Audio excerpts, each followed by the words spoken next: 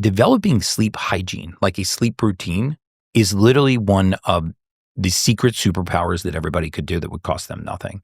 And so a good sleep routine would look like this. And if your listeners will do this for a week, you'll see exactly the power of sleep. So this next week, just do yourself a favor and pick a bedtime. 10 o'clock's a perfect one, but if that's too early, pick 11 o'clock. And make sure that you go to bed at the same time every single night for 7 days. Set an alarm 15 minutes before that time. Most people set alarms to wake up. I'm saying set an alarm to go to sleep. And 15 minutes, so let's say it's 10 o'clock, set your alarm for 9:45 and start this exact sleep routine. If you're one of those people that ruminates, lays down to go to bed at night and your mind wakes up, which so many people do, their body tired, but their mind awake, they just lay there and ruminate. And this is a collection of neurotransmitters in the brain called catecholamines, these waking neurotransmitters. So first thing you do is you take a contrast shower. Very simple. Just go into the shower, turn the water as hot as you can stand it on the back of your neck for about a minute and a half.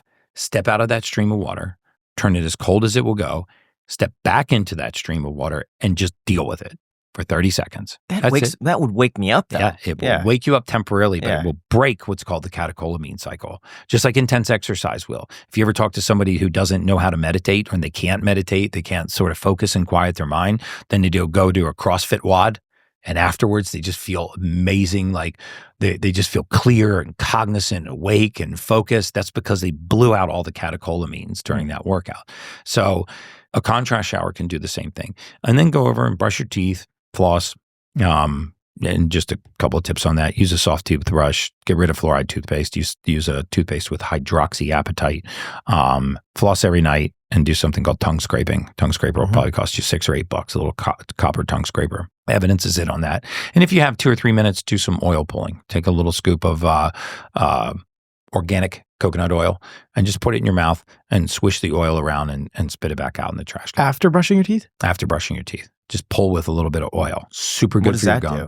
So oil pulling is it's an ancient Ayurvedic way of actually removing pathogens from the mouth without killing all of the good bacteria. It also hydrates the gums. Most of us are using like really hard toothbrushes and we brush back and forth like this, and we're actually separating our gum line from our teeth. We don't have good oral hygiene. Very few people floss. And if you look at the connection between the oral cavity and the rest of our biome, we're not really connecting some of the conditions that we have to our teeth, right? We're not connecting the root canal that we had 5 years ago, which leaves dead tissue in the body, which has now become necrotic and has an infection called a cavitation. We're not connecting that to our early onset cardiovascular disease, our hormone imbalance, our brain fog, our consistent headaches.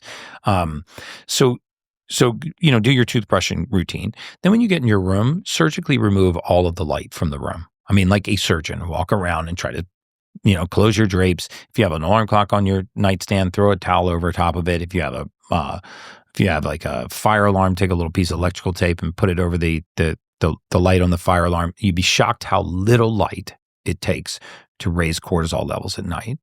If you are going to be on your phone at night in your bed, which I don't recommend, but if you are, just go into your settings and set the red screen so that you actually are not looking at blue light raising cortisol, you're looking at a red screen.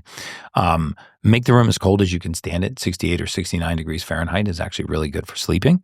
And then when you get in bed, invest in an $8 eye mask, a simple, soft eye mask, not the ones with the little Velcro straps that irritate you, but a nice, fat cotton eye mask. When you get in bed, just start a series of long, slow, deep breaths in through your nose, pause, and out through a straw in your mouth. And while you're doing that, every time a thought comes into your head, just grab that thought and pull it down into your lungs and literally breathe that thought right out of your body. You won't make it to 10 breaths and you'll fall asleep. And the point of developing this type of sequential sleep routine is that our bodies crave routine. One of the things that's happened as we've gotten more and more detached from Mother Nature is we're completely out of sync with the circadian cycle of the earth. We've lost a lot of connection. We lost a lot of connection with each other. We've definitely lost our connection to Mother Nature. And what the Blue Zone research tells us is that this is a non-negotiable. right? I mean, if you look at dieting across the blue zones, there's no continuity between diets. Nobody can make an argument that keto, paleo, pescatarian, vegan, vegetarian, diet is the diet to live a long life. That's patently false. If you go to Sardinia, you've got high carbohydrate consumption, ultra long life expectancy. You go to Singapore, you've got very high meat consumption, ultra long life expectancies. You go to the Mediterranean, you have high oil and fatty fish consumption, ultra long life expectancy. The diet secret is to eat whole foods, not processed foods. But the two non-negotiables in living a long life were sense of community and purpose and mobility and exercise later in life. And by community and purpose, that's part of what I'm talking about is our connection back to Mother Nature. So when you get in bed, do this breath work exercise. You won't make it to 10 breaths. After you do this for 7 days, you're going to be shocked how good you start to feel.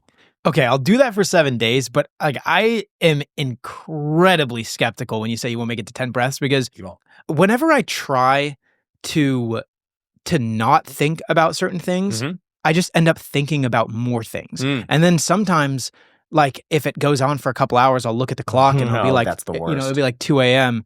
And you're like, oh my God. Like, I just know for a fact I'm not getting any sleep that night. So rarely is somebody telling you what that is, right? So what's really incredible about the majority of things I'll do when I solve different challenges people have, anxiety, ADD, ADHD, is first I at least let them know what it is, right? So nobody tells you what's causing that. Right? You talk about the characteristics of it. Like when people say, I have anxiety. I mean, I feel anxious or anxiety all the time. And when you ask them what anxiety is, they'll say, well, it's like this sensation of the presence of a fear without the presence of a fear. I get very anxious. Sometimes my heart rate feels like it's racing.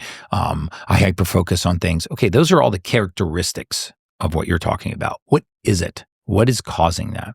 What's causing anxiety and also causing your waking mind is a rise in a very specific category of neurotransmitters called catecholamines. The reason why this is important is these 4 neurotransmitters rise in a fight or flight response. If you walked outside of this door and went out of your house and somebody was standing in front of you with a knife, you would immediately have a fight or flight response, right? Your pupils would dilate, your heart rate would increase, your extremities would flood with blood. You would start to have a fight or flight response. What is that response? It's a dump of these 4 neurotransmitters, norepinephrine, epinephrine, ephedrine, and dopamine. That's not important, but the point is, as these 4 neurotransmitters rise, they create first awakened state. As they continue to rise, they'll create a hyper alert state. As you continue to rise beyond that, you'll get anxious. Anxiousness will give way into anxiety, the actual sensation of the presence of a fear without the presence of a fear. You can have a panic attack from thinking about getting eaten by a shark, just like you can have a panic attack from somebody standing in front of you with a knife. One is a very real threat. One is an entirely perceived threat. Chemically, they're the same thing. So now the question becomes, now that we know what it is, how do we address it? So people that have these types of ruminating thoughts do extremely good on magnesium supplementation, especially magnesium 3 and 8. That will quiet your mind, right? It will help you actually break down these neurotransmitters. Remember, in the human mind, we don't just create thought. We also break thought down, or else you'd always be thinking the same thing. The reason why you're in different moods throughout the day is we work on a stimulus response. So if we didn't break mood down or break thought down, we'd always be thinking the same thing or in the same mood. However, when we create thought at a faster rate than we break it down, the mind becomes clouded. And we call this attention deficit disorder. And about 70% of your audience, statistically speaking, based on their age, that I looked at your demographics, suffers from ADD or ADHD at some point during their day or throughout their lifetime. And no one tells them what it is, right? No one tells them it's a rise in catecholamines. It's an overactive mind. People with ADD or ADHD don't lack the ability to pay attention. They lack the ability to pay attention to so many things. So it's not attention deficit disorder.